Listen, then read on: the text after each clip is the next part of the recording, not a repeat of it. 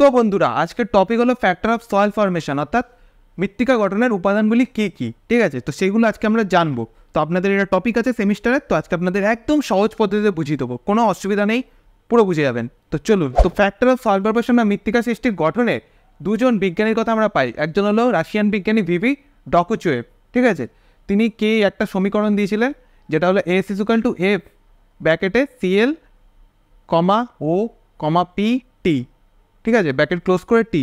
তো এইগুলো কি, এটা তো সংকেত আছে কিছু। ঠিক আছে, তো আমরা বলে দিচ্ছি, কোনো অসুবিধা নেই। এস ইকুয়াল টু কি soil, F equal to function. এই ফাংশনের মধ্যে এই যে ব্র্যাকেটে লেখা ফাংশনগুলো কী কী, তো এখানে সিএল মানে হলো ক্লাইমেট অর্থাৎ জলবায়ু, ও ইকুয়াল টু অর্গানিজম অর্থাৎ জীবমণ্ডল বা জীবাণু জগৎ যাকে বলে থাকি, P equal to parent rock অর্থাৎ আদিশিলা, টি ইকুয়াল টু টাইম।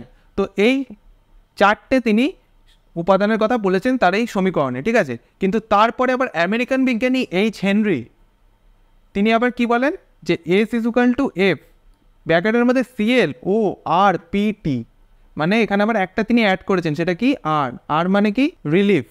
তো এইসব উপাদানের মধ্যে এইচ হেনরি যে উপাদানগুলো বলেছেন সেই হিসাবেই এই উপাদানগুলো আমরা পড়ে থাকি। আমরা দুই ধরনের উপাদান দেখতে পাই, একটা হলো অ্যাক্টিভ ফ্যাক্টরস, একটা হলো প্যাসিভ ফ্যাক্টর, মানে প্রত্যক্ষ উপাদান, একটা হলো পরোক্ষ উপাদান। তো সর্বপ্রথমে জেনে নিই যে প্রত্যক্ষ উপাদানগুলি কী কী। ঠিক আছে, তো ফার্স্ট 1 নম্বর প্রত্যক্ষ উপাদান হলো ক্লাইমেট। তো ক্লাইমেটটা কি, ক্লাইমেট হলো জলবায়ু। তো জলবায়ুর মধ্যে নানান ভাগ রয়েছে, তো সেই ভাগগুলো লিখে লিখে বোঝাতে, কারণ শুধু জলবায়ু নয়, তার মধ্যেই আমাদের বৃষ্টিপাত রয়েছে। তো আমি লিখে বুঝিয়ে দিচ্ছি। ঠিক আছে, তো ফার্স্ট এ নাম্বার দিয়ে আমি লিখছি রেইনফল বা বৃষ্টিপাত। ঠিক আছে, বাংলাটা লিখছি না, বাংলাটা আমি মুখে বলে দিচ্ছি। তো মৃত্তিকা সৃষ্টিতে বৃষ্টিপাত কী কাজে লাগে, তো যখন বৃষ্টিপাত হয় তখন সেই বৃষ্টির জলের আঘাতে যে মাটির যে কণা রয়েছে সেগুলো আলগা হয়ে যায় এবং সেটাকে বয়ে নিয়ে অন্য জায়গায় চলে যায়, গিয়ে অন্য জায়গায় জমাটবদ্ধ করে মৃত্তিকা সৃষ্টি করে। ঠিক আছে, মানে এটা যদি কোনো পার্বত্য এলাকা হয়, সেই পার্বত্য এলাকা থেকে আস্তে আস্তে মালভূমি, মালভূমি থেকে সমভূমি, এরকমভাবে মৃত্তিকা কিন্তু এক জায়গা থেকে এক জায়গায় স্থানান্তরিত হচ্ছে। এভাবে কিন্তু মৃত্তিকা গঠন হচ্ছে। ঠিক আছে, এক জায়গায় ক্ষয় হয়ে এক জায়গায় গঠন হচ্ছে। ঠিক আছে, তো এটা গেল রেইনফলের কাজ। 2 নম্বর কি, জলবায়ুর মধ্যেই উষ্ণতা অর্থাৎ টেম্পারেচার। তো উষ্ণতার কী কাজ আছে, তো উষ্ণতার ওপর ভিত্তি করে মৃত্তিকার গুণাগুণ নির্ভর করে। যেমন সেখানে রাসায়নিক প্রক্রিয়া হয়ে থাকুক, কারণ মৃত্তিকার মধ্যে রাসায়নিক যেসব প্রক্রিয়া হয়ে থাকে, মানে যেসব রাসায়নিক বস্তুগুলো থেকে থাকে তার মধ্যে যেসব প্রক্রিয়া হয় সেটা কিন্তু টেম্পারেচারের জন্য হয়। দেখা গেছে যে কোনো মৃত্তিকার রাসায়নিক প্রক্রিয়া 10 ডিগ্রি সেলসিয়াসের উষ্ণতা বৃদ্ধিতে দ্বিগুণ হয়, মানে যত উষ্ণতা বাড়বে তত সেই মাটির রাসায়নিক প্রক্রিয়া বাড়তে থাকবে, অর্থাৎ দ্বিগুণ হবে। যেমন উষ্ণ আর্দ্র জলবায়ুতে অম্লধর্মী ল্যাটেরাইট মৃত্তিকা দেখতে পাওয়া যায়, তারপর আর্দ্র নাতিশীতোষ্ণ অঞ্চলে পর্জন মৃত্তিকা দেখতে পাওয়া যায়। ঠিক আছে, তো এরকম মৃত্তিকা দেখা যায় এই উষ্ণতার উপর বিচার করে।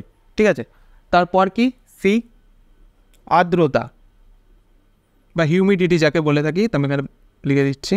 তো হিউমিডিটি অর্থাৎ আর্দ্রতা, আর্দ্রতা কী কাজ করে, আর্দ্রতা অনেকটা উষ্ণতার সাথে একই বলা চলে। তো উষ্ণতার যেমন বৃদ্ধি পাচ্ছে তেমনি আর্দ্রতারও কিন্তু তারতম্য ঘটছে। ঠিক আছে, তো এর ফলে কি হচ্ছে, মৃত্তিকার রাসায়নিক গঠন চেঞ্জ হচ্ছে, পিএইচের মান বৃদ্ধি কম বেশি এরকম হচ্ছে। ঠিক আছে, তো এইসব চলছে এই আর্দ্রতার জন্য। তারপর কি ডি কি, বায়ু প্রবাহ বা উইন্ড। বায়ু, বায়ু কী কাজ করছে মৃত্তিকা গঠনে, এই যে এক জায়গায় যে প্রথমে যেটা বলেছিলাম বৃষ্টিপাত যেটা কাজ করে, যে ধুয়ে নিয়ে বেরিয়ে গিয়ে আরেক জায়গায় জমা করছে, কিন্তু বায়ুতে কী হয়, এক জায়গার মাটি উড়িয়ে নিয়ে আরেক জায়গায় গিয়ে জমা করে, অর্থাৎ যেটা আমরা মরুভূমি অঞ্চলে দেখতে পাই। ঠিক আছে, তো এরকমই বায়ু প্রবাহের কাজ আমরা দেখতে পাচ্ছি মৃত্তিকা গঠনে। তো এটা গেল ক্লাইমেটের মধ্যে এই পার্টগুলো। ঠিক আছে, অ্যাক্টিভ ফ্যাক্টরের 2 নম্বর হলো অর্গানিজম অর্থাৎ জীবজগৎ। তো এই জীবজগতের মধ্যে পড়ছে আবার দুটো উপাদান, একটা হলো স্বাভাবিক উদ্ভিদ আর একটা হলো জীবাণু জগৎ বা জীবজন্তু, ন্যাচারাল ভেজিটেশন অর্থাৎ স্বাভাবিক উদ্ভিদ। তো এখানে উদ্ভিদের কী কাজ আছে, তো উদ্ভিদ যখন বড় হয় তখন তার শিকড়ও কিন্তু বাড়তে থাকে। সেই শিকড় যখন মাটির মধ্যে পৌঁছায়, তার সেই শিকড়ের আঘাতে বা শিকড় যখন পৌঁছায় বা শিলাতে ধাক্কা খায়, সেই শিলাকে কিন্তু ফেটে বেরিয়ে যায়। এই যে শিলা যে ফাটিয়ে দিয়ে চলে গেল, তার ফলে কিন্তু শিলা চূর্ণ বিচূর্ণ হয়ে গেল, তার ফলে এই শিলা থেকে তৈরি হলো মৃত্তিকা। ঠিক আছে, আর এই মৃত্তিকা যে সৃষ্টি হচ্ছে, এই যে প্রসেসটা হচ্ছে, সেখানে কিন্তু আরেকজন কাজ করছে কি, মাইক্রো অর্গানিজম। অর্থাৎ শিলাটা যে ভাঙলো, ভাঙার পর সেটাকে এবার মৃত্তিকা রূপান্তরিত করতে যে সর্বপ্রথম কাজটা করে থাকে সেটা হলো মাইক্রো অর্গানিজম অর্থাৎ জীবাণু। ঠিক আছে, যেটা আমরা আগেই ছোটোবেলায় পড়েছি। তারপর কি আছে অ্যানিমাল, অ্যানিমাল কী কাজ করে, অর্থাৎ পশু, পশু যে হাঁটাচলা করে, এই যেখানে একটা গরু হেঁটে গেল, ঠিক আছে, তার যে খুরের আঘাত বা ঘোড়া হেঁটে গেলো, তার যে খুরের আঘাত, সে আঘাতে কিন্তু মৃত্তিকা আলগা হতে থাকে এবং সেই মৃত্তিকা এক জায়গা থেকে এক জায়গায় স্থানান্তরিত হয় বা এখান থেকে ক্ষয় করে নিয়ে অন্য জায়গায় জমা হয়। ঠিক আছে, এটা বায়ুপ্রবাহ, এর সাথে আবার বায়ুপ্রবাহ যুক্ত হয়ে যেতে পারে। ঠিক আছে, এই যে আলগা হয়ে গেল, তার ফলে বায়ুপ্রবাহ হলো, তারপর সেটা উড়িয়ে নিয়ে গিয়ে অন্য জায়গায় ফেললো, ঠিক আছে। বা বৃষ্টিপাত হতে পারে, এই যে আলগা হয়ে গেল, হয়ে যাওয়ার পর বৃষ্টিপাতের ফলে সেটা অন্য জায়গায় চলে গেল, ঠিক আছে। বোঝা গেল ব্যাপারটা। তো এই গেলো আমাদের অ্যাক্টিভ অর্থাৎ প্রত্যক্ষ উপাদান। এবার আসছি প্যাসিভ অর্থাৎ পরোক্ষ। তো কী কী দেখে নিই। ফার্স্ট 1 নম্বর হলো রিলিফ, RELIEF, রিলিফ অর্থাৎ কি ভূপ্রকৃতি। তো এখানে ভূপ্রকৃতির কী কাজ আছে। তো ভূপ্রকৃতি মানে কি, ভূপ্রকৃতি মানে কি, এই যে পর্বত, মালভূমি, সমভূমি, এটাকে বলছে ভূপ্রকৃতি, ঠিক আছে। তো এখানে কি আমরা দেখতে পাচ্ছি, এখানে যে এক জায়গা থেকে উঁচু, সেখানে হয়তো কোনো শিলা ফাটলো, ফেটে ছিন্ন বিচ্ছিন্ন হলো আবহবিকার পদ্ধতিতে, ঠিক আছে। তো সেটা কী হবে, কোনো ওপর থেকে আস্তে আস্তে গড়িয়ে গড়িয়ে নিচে আসবে, বা সমভূমিতে আসবে, বা মালভূমিতে আসবে। সেখানে যে কী হবে, জমা হবে, হয়ে মৃত্তিকা গঠন হবে, যেটা এই প্রসেসে হয়ে থাকে, ঠিক আছে। কিন্তু সেটা কিসের জন্য হচ্ছে, রিলিফের জন্য হচ্ছে, ঠিক আছে। যেটা আমাদের মাথায় রাখতে হবে। তাই জন্য এটা হলো পরোক্ষ উপাদান। তো এই রিলিফের মধ্যেও 3টে ভাগ আছে, সমভূমি, মালভূমি আর পার্বত্যভূমি, ঠিক আছে। তো আমি এখানে আর লিখছি না, কারণ এটা আমরা জানি, ঠিক আছে। তো তারপরটা চলে যাচ্ছি। 2 নম্বর হলো প্যারেন্ট রক। প্যারেন্ট রক অর্থাৎ আদিশিলা। তো আদিশিলার কী কাজ আছে, এই যে আবহবিকার পদ্ধতিতে যে চূর্ণ বিচূর্ণ হলো, সেটা কি হলো, শিলা হলো। তো সে শিলাটা তো একদিনে তৈরি হয়নি, সেটা তো তৈরি হতে যুগ যুগ বছর বছর সময় লেগেছে, তারপরে তো সেটা শিলায় রূপান্তরিত হয়েছে। তাই জন্য আমরা তাকে আদিশিলা বলছি। আর সেই শিলা থেকে কিন্তু আমরা মৃত্তিকা পাচ্ছি। এমনি এমনি কিন্তু এই মাটি তৈরি হচ্ছে না, এগুলো কিন্তু সব শিলা চূর্ণ বিচূর্ণ হওয়ার পর, তারপর এইসব জীবাণু দ্বারা ক্রিয়া প্রতিক্রিয়া করে তারপর মৃত্তিকা সৃষ্টি হয়েছে, ঠিক আছে। এইসব অ্যাক্টিভ ফ্যাক্টরসগুলোর মধ্যে দিয়ে গেছে, যাওয়ার পর এই প্যারেন্ট রক মাটিতে রূপান্তরিত হয়েছে। 3 নম্বর হলো টাইম অর্থাৎ সময়। এই যে বললাম যে আদিশিলার ব্যাপারে যে বললাম, একটার সাথে কিন্তু একটা জড়িত এখানে, relief, parent rock, time. Time কি, শিলা কিন্তু একদিনে তৈরি হয়নি, এটা কিন্তু বছর বছর সময় লেগেছে শিলা তৈরি হতে।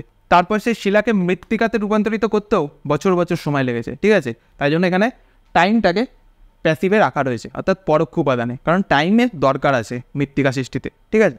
তো তারপর লাস্ট হলো 4 নম্বর হিউম্যান অ্যাক্টিভিটিস। হিউম্যান অ্যাক্টিভিটিস অর্থাৎ মানুষের কার্যাবলী। সবই তো গেল, এবার আছে মানুষ। মানুষ এতে কী করছে, এই যে মানুষ চাষবাস করছে, চাষবাস করে মাটি খনন করছে, করে তার মধ্যে নানান রাসায়নিক সার মেশাচ্ছে, তার ফলে কিন্তু মৃত্তিকার গঠন পাল্টে যাচ্ছে, ঠিক আছে। তো সেরকমভাবে মানুষ নানান বহুতল বাড়ি তৈরি করছে, রাস্তা বাঁধিয়ে দিচ্ছে, এতে কিন্তু মৃত্তিকার উপর নানান চেঞ্জ আমরা দেখতে পাচ্ছি, মৃত্তিকার ক্ষয় বলতে গেলে, ঠিক আছে। মানুষ চাইলে মৃত্তিকা গঠনও করতে পারে, মানুষ চাইলে মৃত্তিকার ক্ষয়ও করতে পারে, ঠিক আছে। সেটা আমাদের ওপরে। এখন আমরা দেখতে পাচ্ছি মৃত্তিকার ক্ষয় বেশি হচ্ছে, গাছ কেটে দিচ্ছে, ঠিক আছে, যেটা কিন্তু একদমই মৃত্তিকার পক্ষে ভালো নয়, সেটা কিন্তু আমরা করছি। তাই জন্য হিউম্যান অ্যাক্টিভিটিসকে লাস্টে রাখা হয়েছে প্যাসিভে, ঠিক আছে। তো ফাইনালি আমাদের হয়ে গেল ফ্যাক্টরস অফ সয়েল ফর্মেশন। আশা করি আপনাদের বোঝাতে পেরেছি মৃত্তিকা সৃষ্টিতে কী কী উপাদান কাজে লাগে, ঠিক আছে। তো আজ এই পর্যন্তই। আর আপনি কোন সেমিস্টারে পড়েন আমাকে কমেন্টে অবশ্যই বলুন, যাতে আমি নেক্সট ভিডিও বানাতে পারি আপনার জন্য। আর ভিডিওটাতে কিছু শিখতে পারলে অবশ্যই একটা লাইক করে দেবেন, আর চ্যানেলটাকে সাবস্ক্রাইব, ঠিক আছে। তো তাড়াতাড়ি যান করে নিন, এরকমই ধামাকাদার ভিডিও আসছে একটার পর একটা। বাই।